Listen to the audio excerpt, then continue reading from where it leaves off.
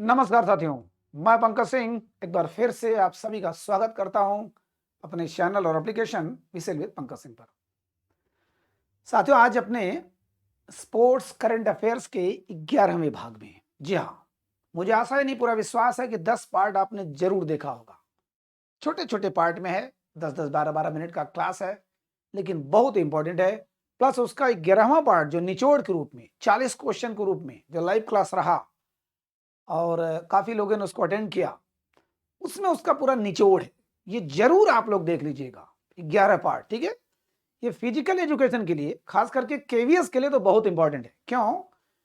क्योंकि जो हमारा जीके का पार्ट है 20 नंबर का, फर्स्ट पार्ट में जो 5 सब्जेक्ट है उसमें 20 नंबर का जीके का है, जो वो रिलेटेड टू योर सब्जेक्ट है। माने स्पोर्ट्स सही रहेगा, करंट अफेयर सही ज्यादा रहेगा, इसलिए उसको बकायदे पढ़िएगा। क्योंकि 20 में से आप 19 का टारगेट लेकर मत चलिए साथियों। ये ऐसा क्षेत्र है जिसमें आप 20 का 20 ले सकते हैं, थोड़ी सी ईमानदारी दिखाइएगा। प्लस और भी जितने भी परीक्षाएं सबके लिए इंपॉर्टेंट है ही, ठीक है। तो ये जरूर देखिएगा 11वां पार्ट, ठीक है। यूट्यूब पर सब है, फ्री में आपको, निःशुल्क में है, ठीक है। फिलहाल आज हमारा 11वां चैप्टर है हमारे महान पैडलर। पैडलर माने एक पेपर में आता है पैडलर, देखिए ये पैडलर। पैडलर माने होता है टेबल टेनिस से संबंधित होता है। महान टेबल टेनिस खिलाड़ी हमारे भारत के इस समय जाने माने नाम अचिंता शरत कमल, ठीक है। शायद नाम सुना होगा। अगर आपको थोड़ा भी प्रेम टेबल टेनिस से होगा या खेल से होगा तो इनका नाम जरूर सुना होगा। अचिंता शरत कमल लंबे तंबे, इनके पिताजी द्रोणाचार्य पुरस्कार विजेता थे, तमिलनाडु के साउथ इंडिया के, ठीक है। साउथ इंडिया हम लोग कहते हैं तो जैसे लगता है कि कहीं और से, और वास्तव में कहीं और है। वो भारत में होकर भी लगता है कहीं और है। जब आप वहां जाते हैं, चेन्नई में या कहीं भी, हाँ, कर्नाटका में, आंध्रा में और तेलंगाना में, केरला में, तो लगता है कि कहीं और आ गए। इतनी साफ सफाई, इतनी देशभक्ति, इतना जज्बा, इतना जुनून, इतना बेहतरीन शौकीन खाने पीने का जो भी है, लगता है कहाँ पे आ गए। फिलहाल वो हमारा पार्ट है, हमारे भारत का हिस्सा है, ठीक है। हमेशा इंग्लिश बोलते रहते हैं, हिंदी में थोड़ी प्रॉब्लम आती है, ठीक है। तो फिलहाल अचिंता शरत कमल देखिए, लंबे तंबे खिलाड़ी हैं। इनका जिक्र करने का एक कारण आज ये है, ये तो रहे हैं 10 साल तक राष्ट्रीय सीनियर टीम के विजेता। मानिए 10 साल तक यह भारतीय राष्ट्रीय टीम के विजेता रहे हैं, चैंपियन रहे हैं। 10 साल तक इनके आगे कोई नहीं आया।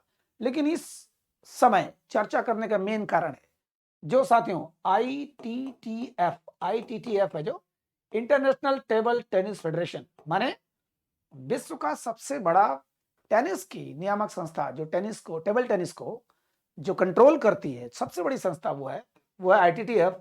ये 1926 में बनी थी और इसका हेडक्वार्टर कहाँ है? आपका लुसाने, स्विट्जरलैंड में। हमने बार बार देखा है कि लुसाने बहुत से खेल संगठनों का ये हेडक्वार्टर है, ठीक है। लुसाने, कुआलालंपुर, जकार्ता, ये 3-4 नाम बार बार आता रहता है साथियों।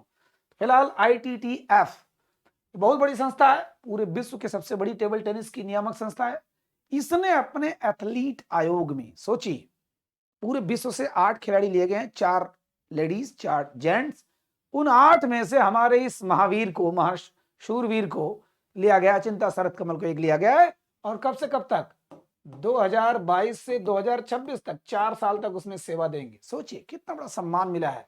इसका मतलब भारत के ये ऐसे खिलाड़ी हैं जिनको बहुत सम्मान इंटरनेशनल रूप से मिल रहा है। वैसे भी इतना अवार्ड जीता है इन्होंने। अभी हम चर्चा करते हैं थोड़ा सा अचिंता शरत कमल, ध्यान से देख लीजिएगा। टेबल टेनिस, टेबल टेनिस जो कहा जाता है कि चाइना का एकाधिकार है, मोनोपोली है उनका, लेकिन हमारे भारत के ये हिला डुला रहे हैं सबको, कई कई लोगों को, ठीक है।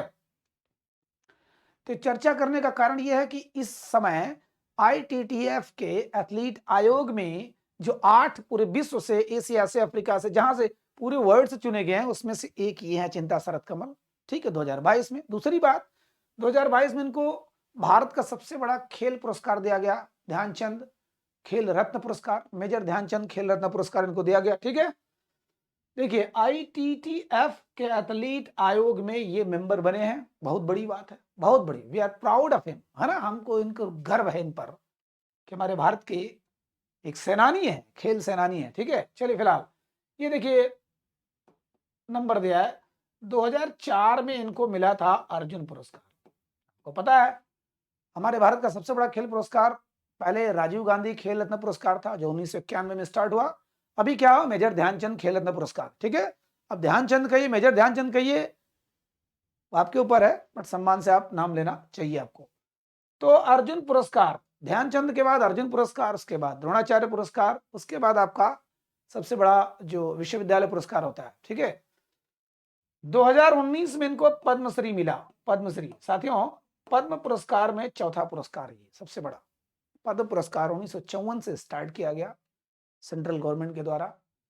और पहली बार किसको किसको मिला था आपको पता होगा, राजगोपालाचारी, डॉक्टर राधाकृष्णन और सीवी रमन। तो फिलहाल भारत रत्न मिला था। भारत रत्न सबसे बड़ा है पुरस्कार। दूसरा है पद्म विभूषण, उससे छोटा पद्म भूषण, उससे छोटा पद्मश्री। तो यहाँ पर पद्मश्री पुरस्कार बहुत बड़ी बात होती है खिलाड़ी को अगर पद्मश्री पाता है। और 2022 में ध्यानचंद खेल रत्न पुरस्कार, मेजर ध्यानचंद खेल रत्न पुरस्कार, जिसका एक अपना अलग वैल्यू है। सोचिए, क्रिकेट में, हॉकी में, फुटबॉल, बैडमिंटन में सारे लोग पाते रहते हैं। सबसे पहला कौन पाए थे? विश्वनाथन आनंद 1991 में। ये लोग इतने बड़े नाम थे, दुनिया जानती है, लेकिन इनको कम लोग जानते हैं। अभी धीरे धीरे सब जानेंगे, वैसे भी जान चुके होंगे। मेजर ध्यानचंद खेल रत्न पुरस्कार 2022 में 3 पुरस्कार इनको मिला। दूसरा चीज, सीनियर नेशनल चैंपियन ये 10 बार रह चुके हैं। 10 बार भारत में सीनियर नेशनल चैंपियन रह चुके हैं। कितने बड़े खिलाड़ी होंगे, कोई नहीं इनके सामने आया। दूसरी बात, 16वां जो कॉमनवेल्थ जो टेबल टेनिस चैंपियनशिप हुआ था, कहां? आपका कुआलालंपुर में। कुआलालंपुर माने मलेशिया। साथियों, मैं बार बार जिक्र करता हूं, दक्षिण पूर्व एशिया में 2 देश ऐसे हैं जहां पर आयोजन खूब होता है खेल का। एक तो इंडोनेशिया और जकार्ता है, और एक मलेशिया कुआलालंपुर। वैसे मलेशिया में हेडक्वार्टर ज्यादा है। ठीक है, आपको याद होगा अभी हमने जिक्र किया था क्वेश्चन आंसर वाले में कि फुटबॉल का जो एशियन फुटबॉल कन्फेडरेशन है उसका मुख्यालय कुआलालंपुर है, और जो एशियन हॉकी फेडरेशन है उसका भी मुख्यालय कुआलालंपुर है। दोनों का मुख्यालय कुआलालंपुर मलेशिया में। यहाँ पर 2004 में एक आयोजन हुआ था।